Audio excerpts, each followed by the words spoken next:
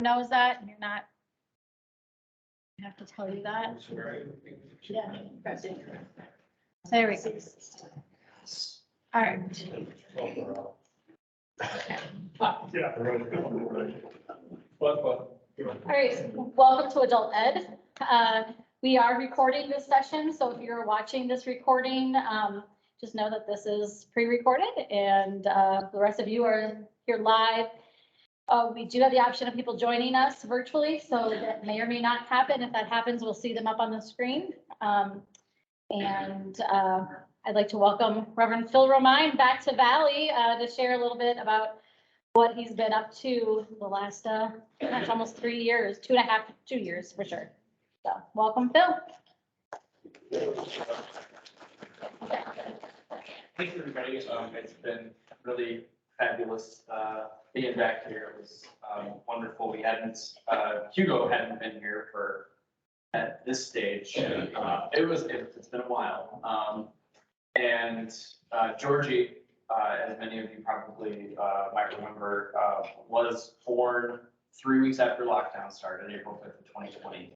And by the grace of God and the hustle of scientists around the world, she was fully vaccinated by the end of September. So we've been slowly able to begin to do this, which feels a little strange, I think. But I'm here mostly to give you all a little bit of background information on the professional side of the things that I have been up to. But any and all questions, what's our time frame? That 11:40. Try and wrap up by 11:45. 11:45. So it's 5 after now. It's 5 after now. Perfect. Any questions that you have are pretty much on the table. I know that people are very curious about lots of things. I know as much as there is to know about Georgie and Hugo. I'm happy to give any reports or correct any stories that you may or may not have heard. But the first thing I want to do is briefly give you all an idea of the organization that I'm working for now, Interfaith Action in Greater St. Paul. So if you want to go to the next slide, Sheila, thank you. The first thing that we start out by doing, that many people have been doing over the last couple of years, has been acknowledging the land on which we work and live. Interfaith Action is located on the traditional and contemporary lands of the Dakota people who have lived here since time immemorial. And despite centuries of colonial theft and violence, this is still and will always be Indigenous land. We honor the ancestral stewards of this land, and we celebrate their past, present, and future. And as you'll likely see, the work that we have been doing, the longest running program that we have is a program that is now completely Indigenous led.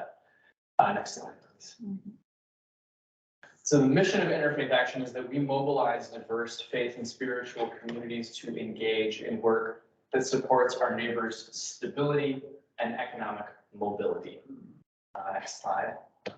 And we believe, the vision that we have is that we believe that opportunity grows and poverty recedes when people of faith invest themselves in effective action.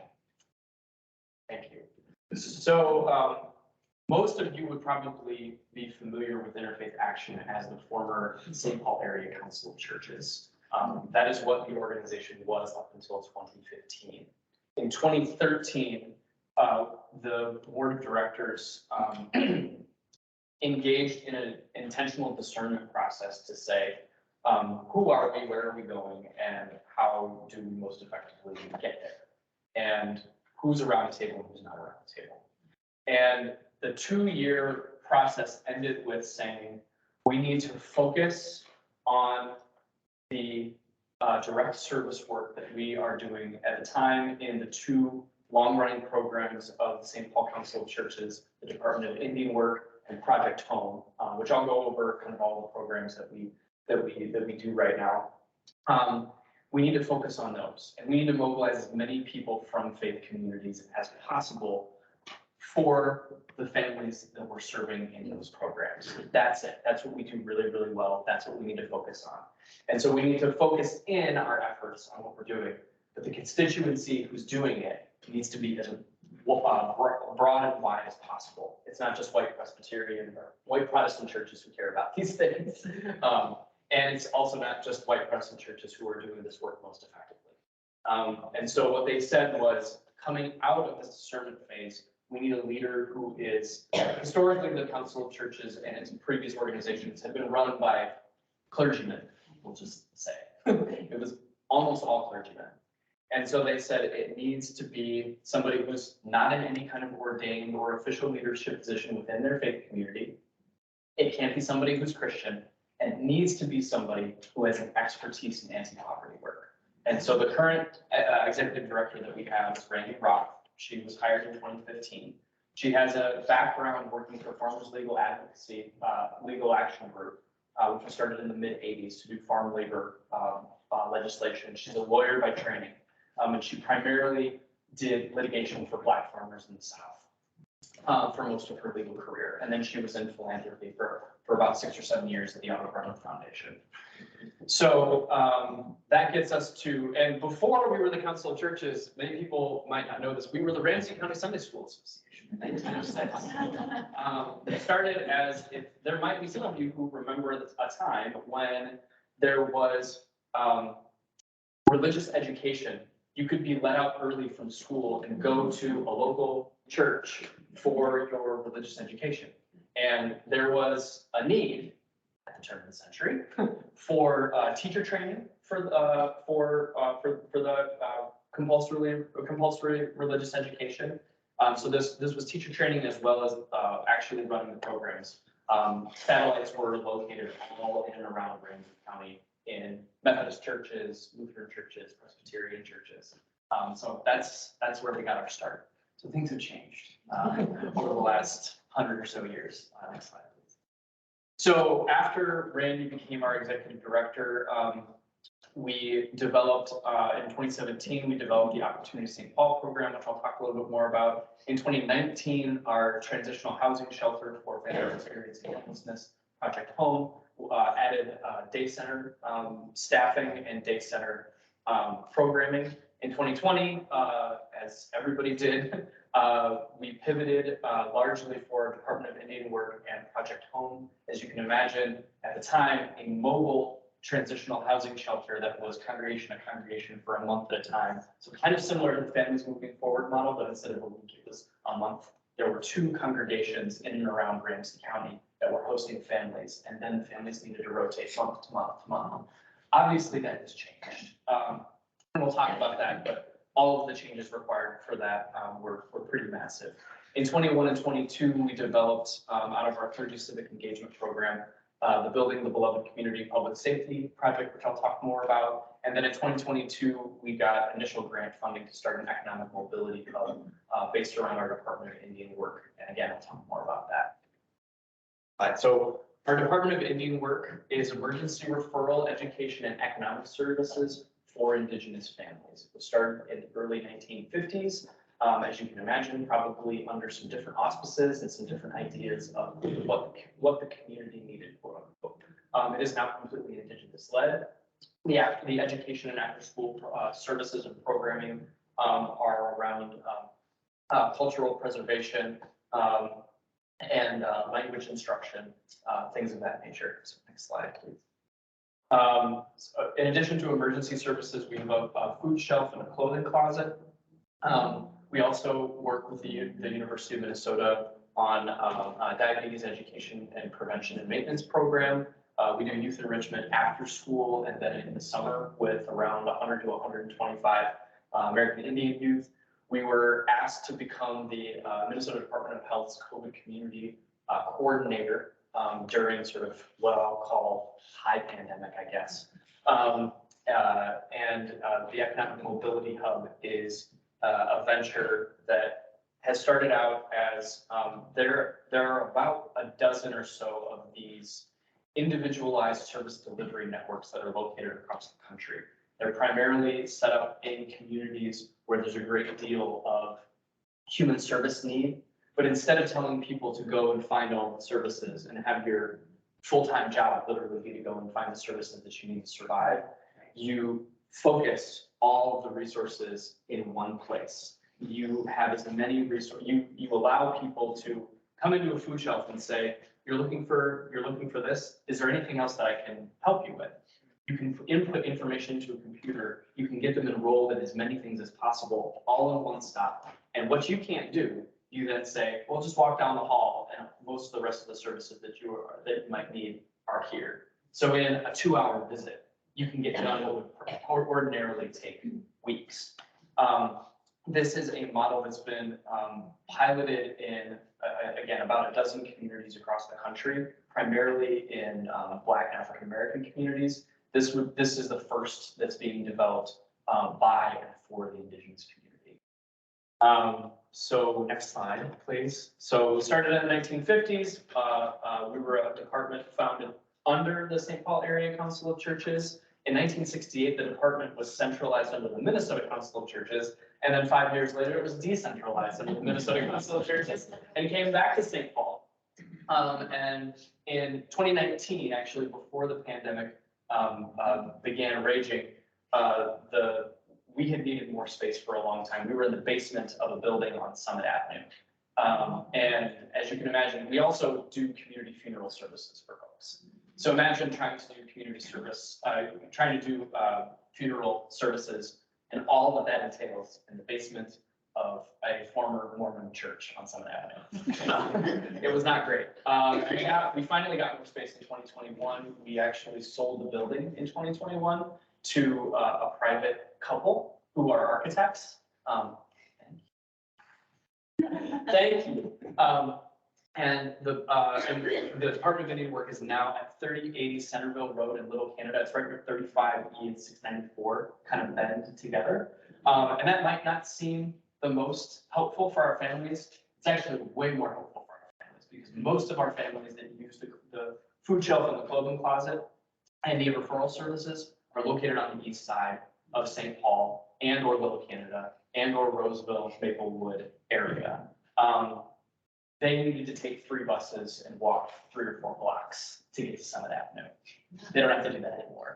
There's actually a bus stop at the edge, right where the food shelf is located. The future of what we're hoping the economic mobility hub becomes is a collaboration between 3 American Indian-led nonprofit organizations on the east side. And I'm not remembering, I can't see my notes, I can't remember which they are, but Here, we can show here you we go. that. Oh, look, yeah, you can get a behind the scenes look here to see. Just it's actually the notes that are on this slide. yeah, Is there a way to Yeah. show the notes? Yeah, it was. Where are they?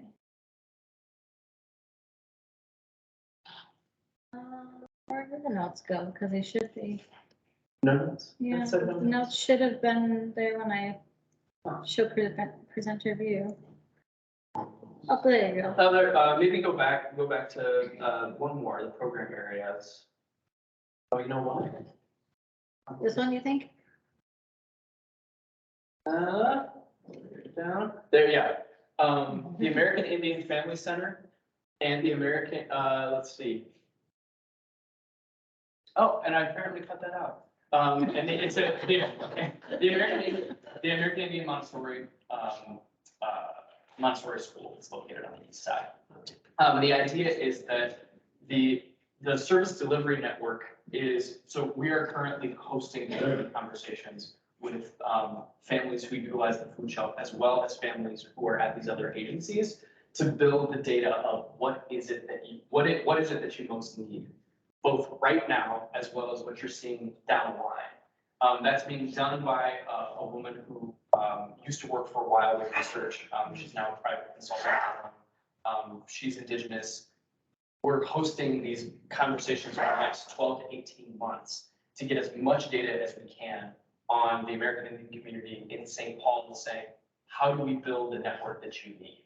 So that the data that's informing what the system is going to be is actually driven by the families that use it. Seems like a no-brainer, but it's actually revolutionary.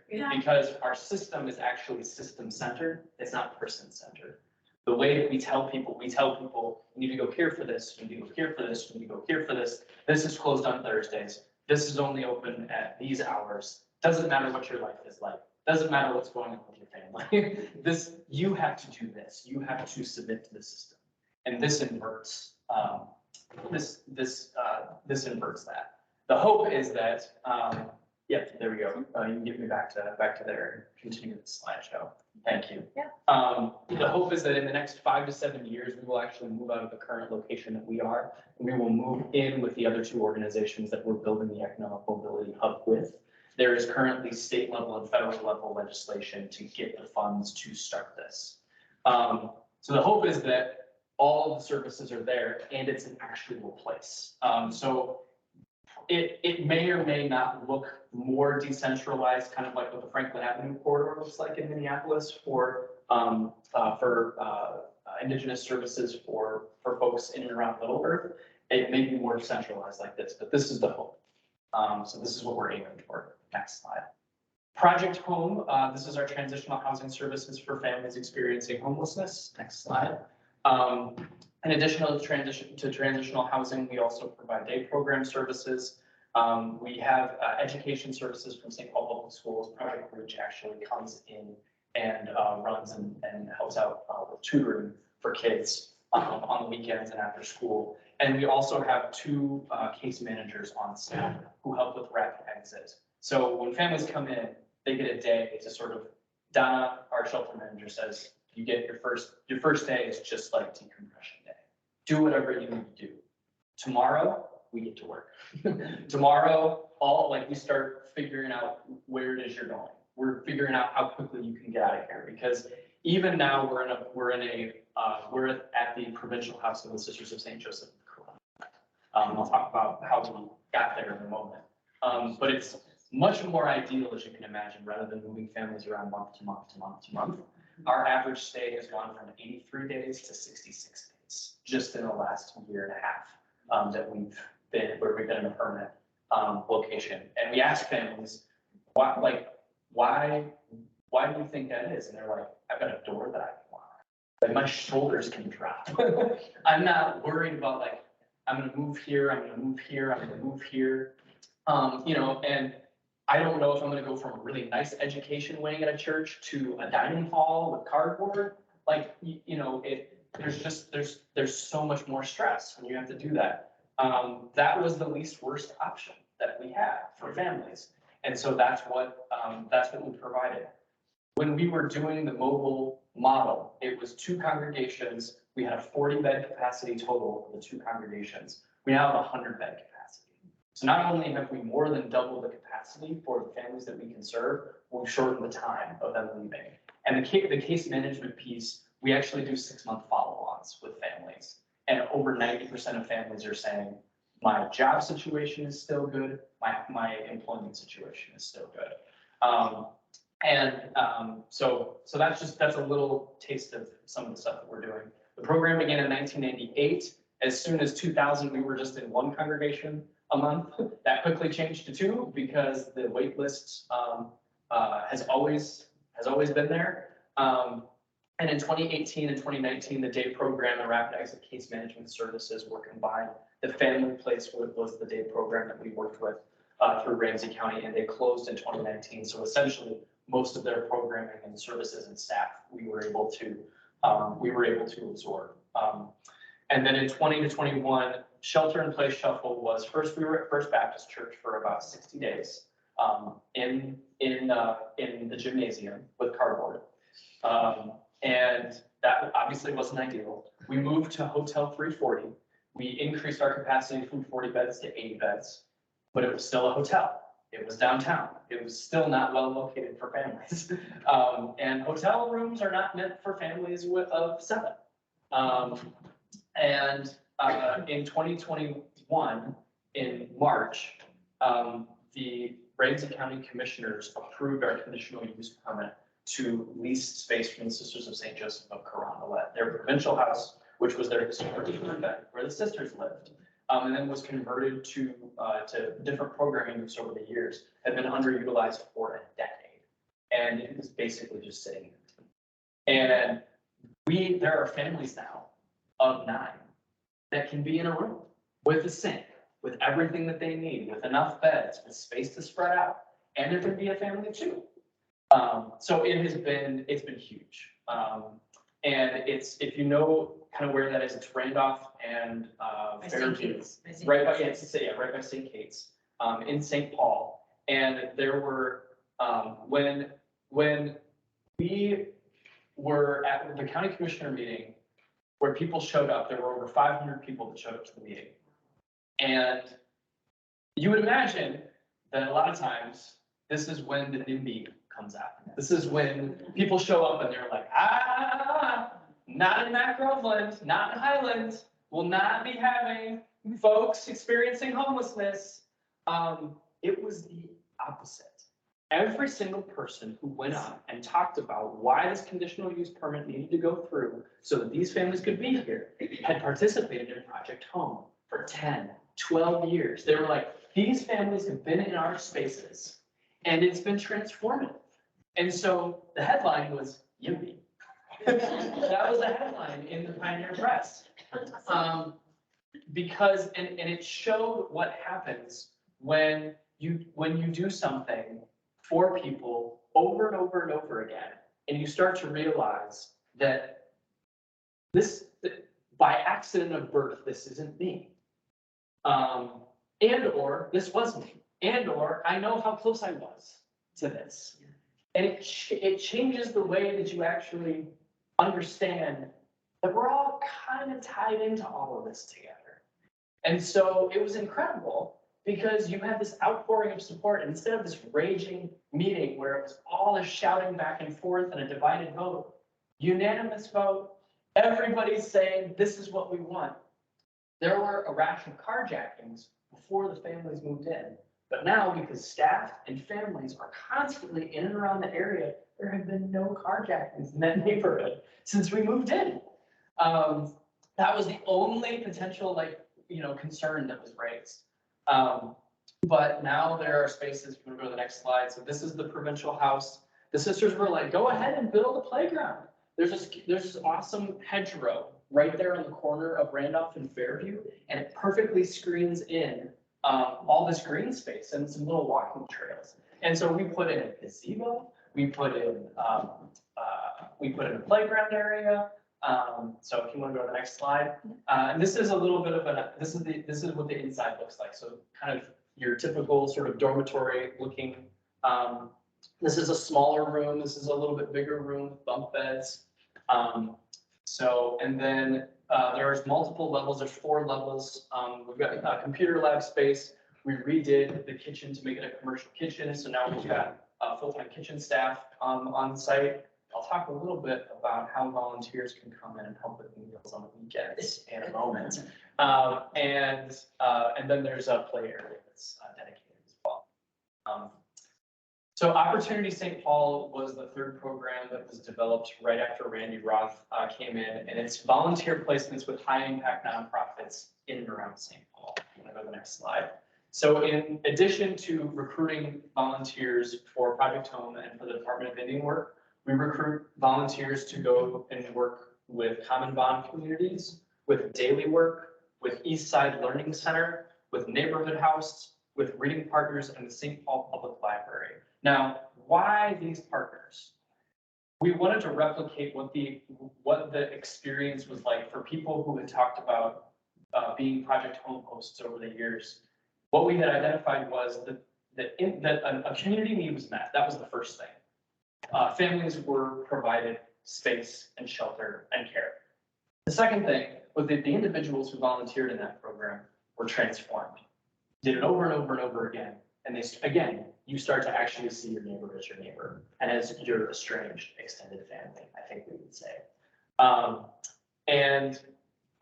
The third thing was that because whole houses of worship were doing it, families were coming in to houses of worship space, the whole house of worship was transformed. And it became part of their DNA, it became part of who they identified as.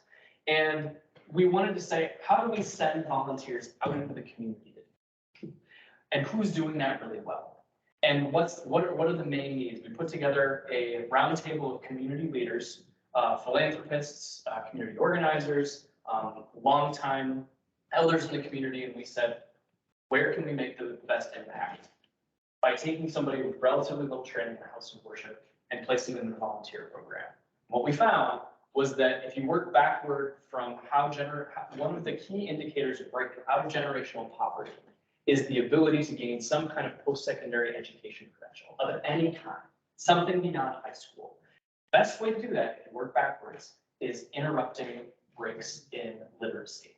So tutoring, again, shocker. Tutoring is so key and so important for people breaking out of generational poverty. So the vast majority of the organizations, we started with about 40 on our list, and we weeded them down to 7. And we currently have 6 partners still that we work with. And then daily work is workforce development, job coaching, one-to-one kind of peer advising on resume building, things like that. And then neighborhood house, in addition to, they do wraparound, they have wraparound services. They've been around for a really long time. But they also, we partner with their tutoring needs, and then we also provided folks who were teaching GED classes, ESL, doing some adult ESL work. So those are the folks we work with. If you want to, in 2016, again, that was the idea was expanding on the success of Project Home. We had around 80 volunteers and 7 partners. In 2020, and one of the things that's part of this program is regular learning community events. And we've got about 5 years worth of these. Most of them are on our website. And they basically talk about their strategies for how to be a more effective volunteer. And they're also continuing education on what are the underlying structural barriers for people breaking out of poverty. So that there can be an opportunity for people to kind of collectively understand how are we all in this together, and how are we not missing the forest for the trees when we're doing one-to-one tutoring with kids. As was the case with many organizations in 2020 and in 2021, our learning community events shone a spotlight around a myriad racial justice issues. And then in 2021 and 2022, we developed a partnership right when the pandemic hit. John Harrington, who's the Commissioner for Public Safety for the state of Minnesota, reached out to us because he said, I'm getting calls and people want to show up to houses of worship for all the high holidays because there was Easter, there was Ramadan, there was Passover, there was bing, bing, bing. And he was like, it's not safe for people to go to houses of worship, but I can't, I need a forum where I can bring interfaith clergy together and say, this is what's going to be safe. George Floyd was murdered, and he was like, I feel like our conversations are going to take a different turn now.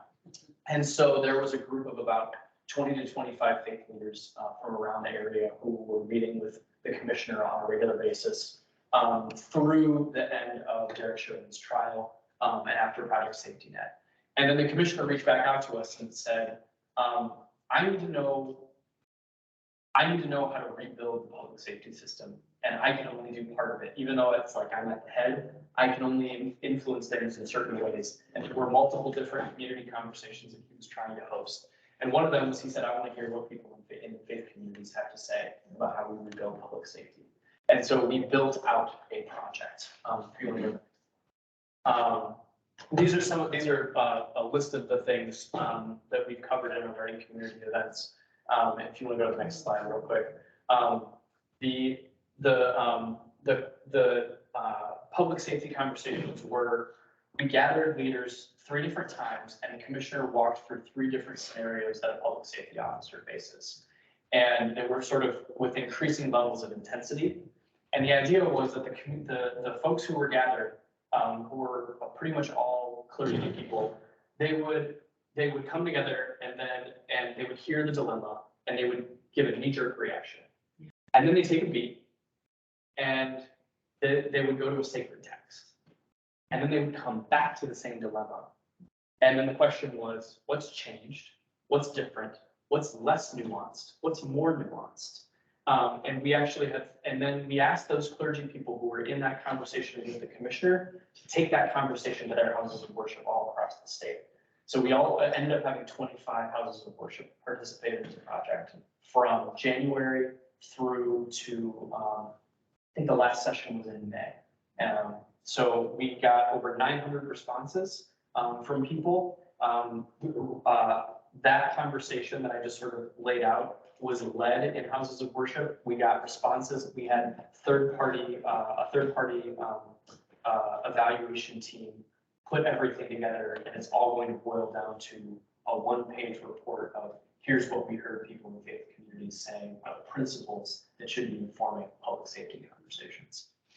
It was, and I imagine the last program that was developed was really kind of a partnership between our executive director as a lawyer and Pastor Carl Walker of Morning Star Missionary Baptist Church in St. Paul. And it's bringing legal aid and financial expertise into the neighborhood. Again, it's one of these things where it's telling people to go to these organizations that may or may not do pro bono work, legal and financial work, bring that expertise into the community. Next slide. Twice a month, every other Thursday at Progressive Baptist Church over on the east side of St. Paul, there's a free legal clinic. Anybody can come, and there's about a 3 to 3.5 hour window. And you come in, you get checked in, and then you talk to a lawyer, either on Zoom or in person, about whatever it is, landlord-tenant or property issues, custody issues, debt collection, impounded car, criminal record expungement, employment stuff, probate work, wills and trusts, healthcare directives. Come talk to a lawyer about anything. When we were in the midst of high COVID and we couldn't do the in-person ones, we actually did a legal rights video series of about 7 or 8 videos on here's in 3 minutes the format for you getting your criminal record expunged. Here's the people that you can talk to. Here's how to access Social Security disability insurance. Because the first time you apply, oftentimes 50% of those applications are rejected. But if you apply a second time and you've got a little bit of legal expertise, your chances for actually accessing that benefit that is your right goes up significantly. So as long as it's not criminal law, the lawyers can deal with it. And this resulted because the Pastor Walker said, Randy said, you know, how can we be helpful? How can we be helpful to you? And he said, I spend over 90% of my time in my office with the door closed, not dealing with spiritual stuff, but dealing with all of this. I've got people with custody. He's like, I'm not a probate attorney. I'm not a real estate expert. I don't know all of these things, but I'm just Googling and trying to figure it out. And so they were doing their own series around financial wellness, literacy, and things of that nature. But she was like, well, I can just bring lawyers to you. And so she worked with the Cardozo Society of Minnesota, which is the state chapter. The state chapter of the Cardozo Society is a group of Jewish lawyers who organize themselves and then go and do pro bono work. And so we have about 40 lawyers who are on a rotating basis who do this. And we're trying to work with more legal entities to make that available in more spaces. So the conversation started in 2015. The first community power up. We would also, before COVID, we would have the lawyers would be there, but in addition to legal clinic, there was like an evening meal and like a presentation. There were some students and community people who were jazz musicians because Walker West Music Academy, because of that connection with Pastor Walker, there would be jazz music, and it would be like a community event, and people would come, get fed, and your lawyer would do a presentation on probate. Or somebody that Randy knew from a financial wealth management organization would come in and talk about, wills and things like that. We did the legal rights video series in 2020 and 2021, and it was just later this past summer that we reopened the person clinic. So I told you all of that because we are always open to volunteers. We need volunteers at Department of Inward. We need volunteers at Project Home. We need volunteers going on to tutoring. I am well aware of how much volunteering all y'all do already, and I do not want to undercut that. First of all, that's what you need to be doing. If the 1.5 years of poring over all of these studies and everything else has taught me nothing else, that all of the information overload that has basically happened since I started there, It all just points to this, is that faith communities are being most effective in addressing the community needs by doing the things habitually that need to be done. And all of these, it doesn't say, when you get to the end of it, it's like, you need to tutor, but you just need to keep tutoring. So please keep doing that. Now, I will say this. I know that Families Moving Forward is no longer a thing that is happening here in the way that it was before. So with that, I would say, in addition to weekend meal teams where we invite folks, and it often works great to have like a team of 3 to 6 people from a house of worship, come to Provincial House, and on a Saturday and or a Sunday, or usually just one of them, we got shifts lined up. And you can make a meal for up to, we usually say, plan for about 50 people. You can buy all the materials and prep them in the kitchen, or you can say ahead of time, we want your chefs and everything to do that, and then we'll warm up the food on the weekend. Both of those are our options. There are we're starting to add some overnight shifts that are going to be needed. The COVID money is going away, and so we're needing to have more volunteers do some things that we were able to do with contract staff previous to now. And there's also there's also some need even during the day for daytime shift people to help out with the staff.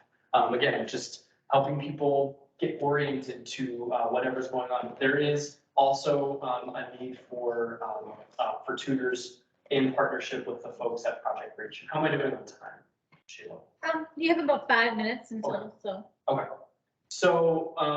So that's kind of my not so soft pitch for you all to be thinking about connecting up with Project Home. And the way that you do it is you really just send me an email. That's it. We'll go to the next slide. That's my email. That's my number. Some of you may have, this goes to my cell phone. You can call or text it. You probably know how to get in touch with me. But at the food shelf, we also partnered with Andayong on University Avenue. They just recently opened a food shelf as well. And we do need some food shelf volunteers during the day there as well. Walking around with people, not picking stuff out for people, but it really is just sort of like a helpful person to be there, especially if you show up to the food shelf yourself. Just to be a friendly presence makes a huge difference.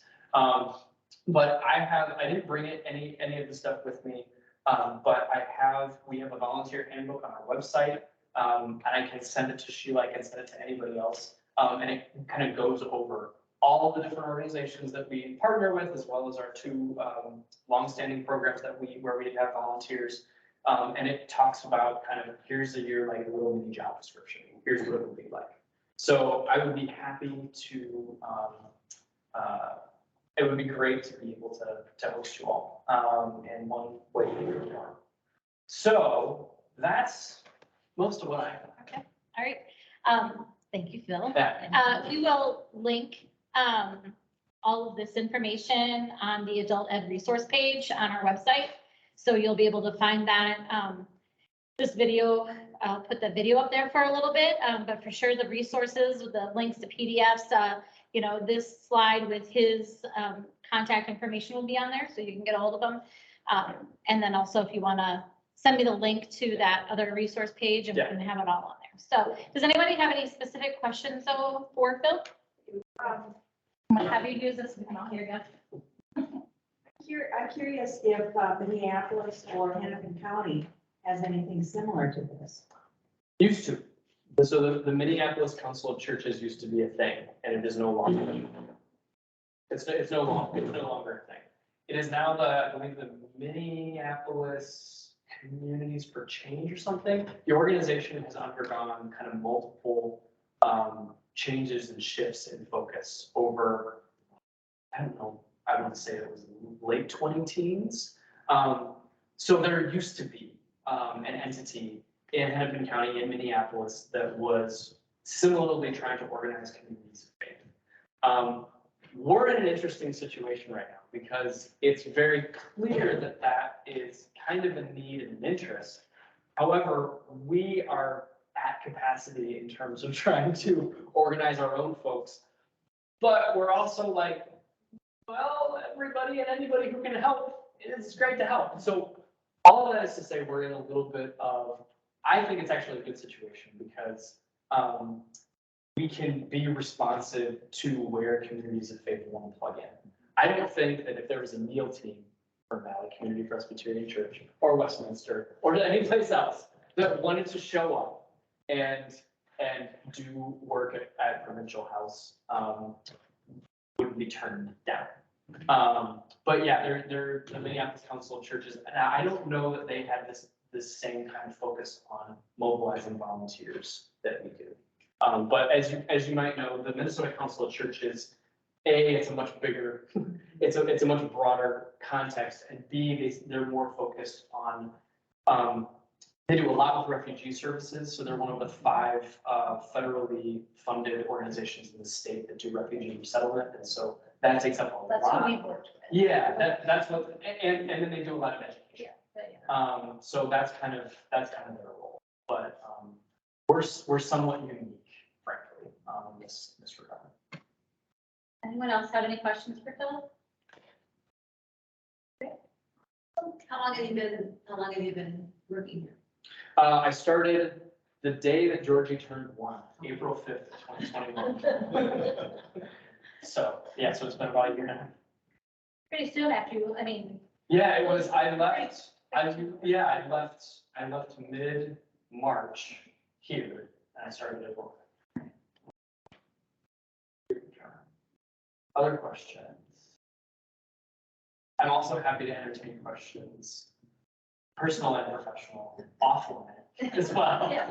So, Yes, I think we will go ahead and end the stream right now, but I think it goes without saying, Phil, at least for me personally, after working with you, I feel like you found your thing. You found your calling, and that just, for me, that's been a joy to see that evolve for you. And I think for the rest of our congregation, I just wanted them to have a chance to see that, Phil landed definitely on his feet after doing somersaults and backflips.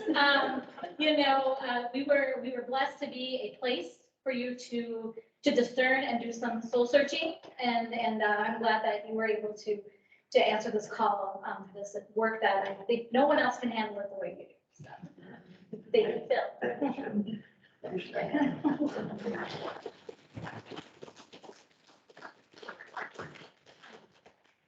Well, tell us about the kids. What do you want to know? So, all right, well, I'll give you, here's one thing.